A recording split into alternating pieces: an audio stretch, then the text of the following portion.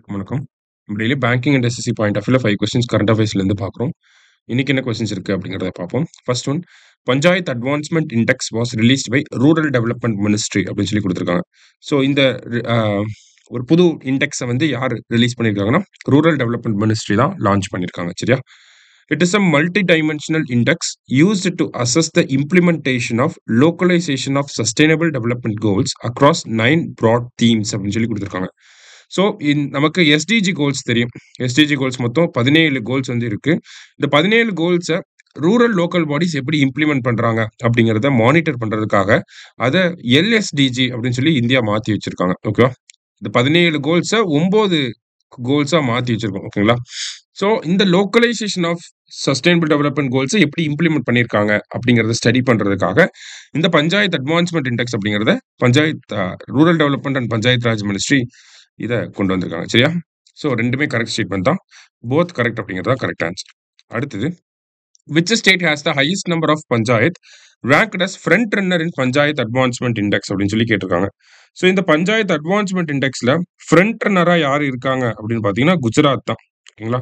குஜராத்துக்கு அடுத்து Telangana. Okay, first 2 places. குஜராத்ல பார்த்தீங்கன்னா 346 கிராம பஞ்சாயத்து வந்து ஃப்ரண்ட் ரன்னரா இருக்காங்க.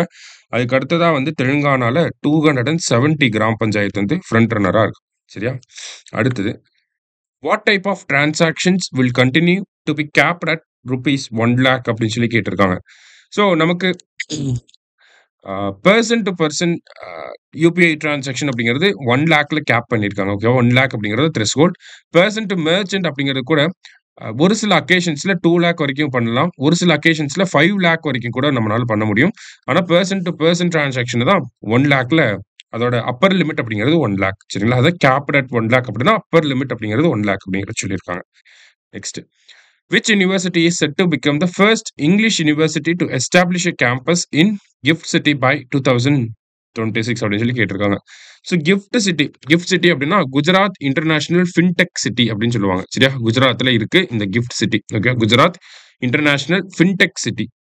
ஸோ இந்த சிட்டியில அவங்களோட எந்த யூனிவர்சிட்டி கேம்பஸ் செட்டப் பண்ண போறாங்க அப்படின்னா கோவென்ட்ரி யூனிவர்சிட்டி, இங்கிலாண்டை சேர்ந்த கோவென்ட்ரி யூனிவர்சிட்டி தான் செட்டப் பண்ண போறாங்க. ஓகேவா? அடுத்தது, who has been shortlisted for the International Booker Prize for 2025. So இந்தியாவிலேருந்து யார் ஷார்ட் லிஸ்ட் ஆயிருக்காங்க அப்படின்னா பானு முஷ்தக். இவரோட ஹார்ட் லேம்ப் அப்படிங்கிற இந்த ஒர்க்குக்காக ஷார்ட் லிஸ்ட் ஆயிருக்காரு. ஓகேங்களா? Heart lamp. ஓகே, இந்த ஒர்க்குக்காக ஒரு ஷார்ட் லிஸ்ட் ஆயிருக்காரு. இன்னைக்கு 5 கொஸ்டின்ஸ் பார்த்துருக்கோம். தேங்க்யூ.